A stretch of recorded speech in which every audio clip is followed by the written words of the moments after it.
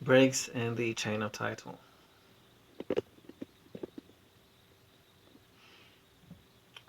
Uncertain ownership burdens commerce and causes deep discounting of the value of an asset by prospective purchasers.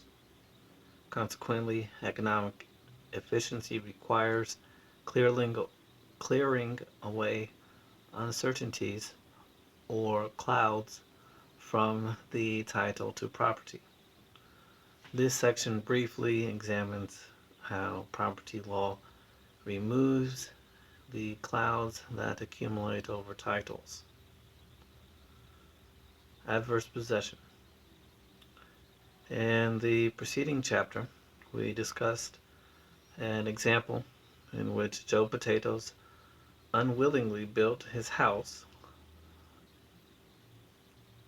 so that 2 feet of it extended over the property line onto Fred Parsley's lot. Recall that Parsley did not discover the trespass and sue until 10 years had passed. Has Potatoes acquired any right to the part of Parsley's property that he has occupied? According to Anglo-American law, he may have. If the owner sleeps on his rights, allowing trespass to age, the trespasser may acquire ownership of the property. The relevant legal doctrine is adverse possession.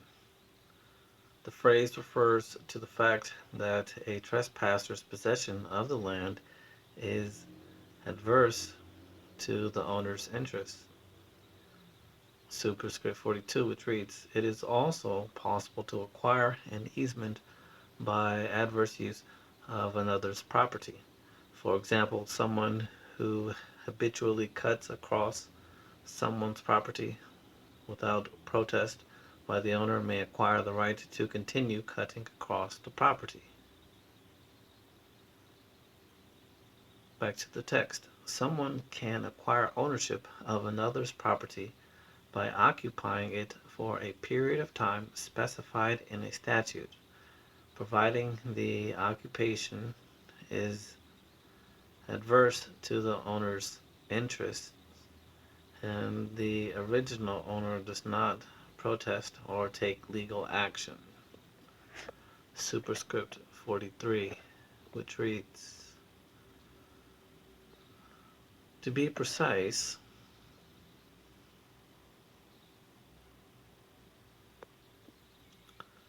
traditional scholarship distinguishes four conditions that adverse possession must satisfy.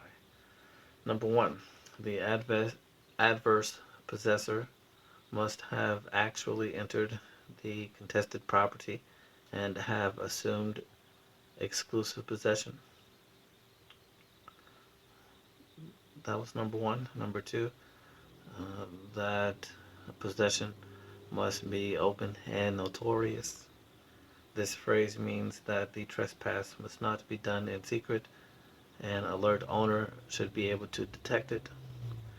The trespasser's possession must be adverse or hostile under under a claim of right. This condition requires the trespass to be inconsistent with the owner's use rights and against the owner's interests. 4. Finally, the trespass must be continuous for a statutorily specified period. Some states in American West also require the adverse possessor to pay property taxes for a statutorily specified period before acquiring title.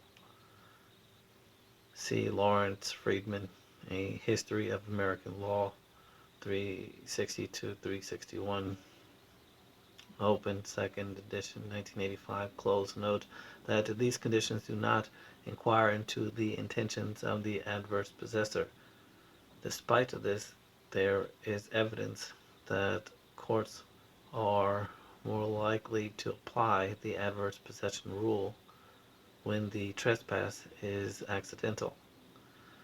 See Richard Helmholtz adverse possession and subjective intent. 61 Washington ULQ 331 open 1983 close. Back to the text. The economic advantage of adverse possession is that it clears the clouds from title. It allows property to move from higher value property to move to higher valuing users. To illustrate, assume that you want to buy a house that was built in 1910 and sold in the years 1925, 1937, and 1963.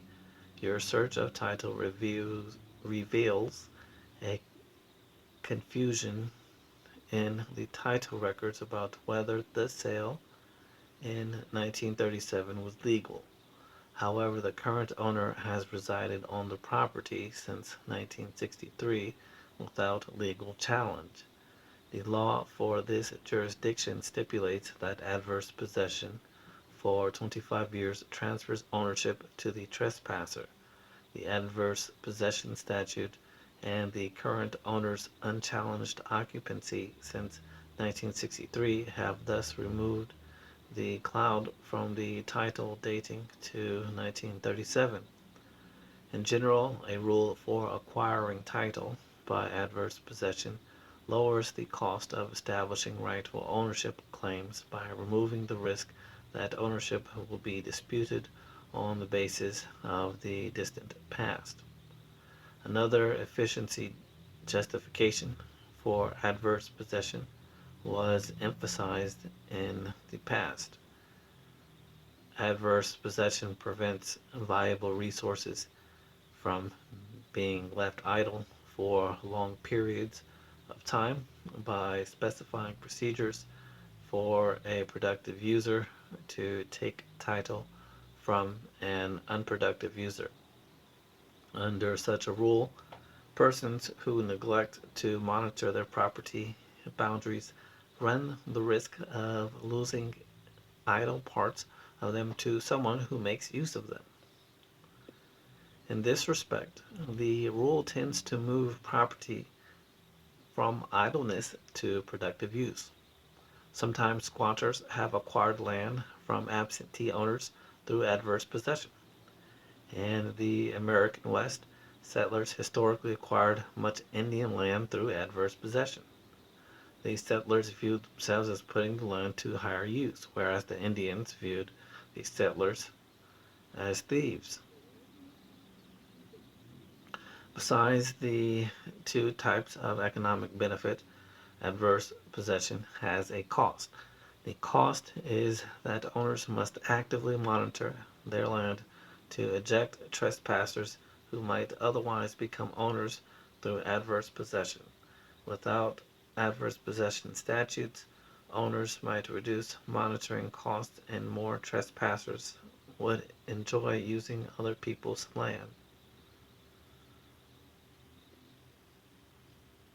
Question 5.19. Apply the concept of adverse possession to the electromagnetic spectrum.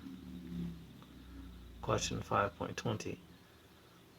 Why do you think that the statutory time period for adverse possession tends to be short in states like Oklahoma where Indians owned a lot of land? Question 5.21. Suppose the statute of limitations for adverse possession is 10 years. After 9.9 years of trespass, owners retain full rights, but after 10 years of trespass, owners lose all of their rights. Instead of owners losing their rights abruptly at the end of 10 years, the statute could be written so that the rights depreciate gradually over time. For example, the trespasser could be granted a 10% interest in the property for each year of adverse possession, so that after 1 year, the trespasser would own 10% of it, and after 10 years, the trespasser would own all of it. Compare the efficiency of the discontinuous rule and the continuous rule.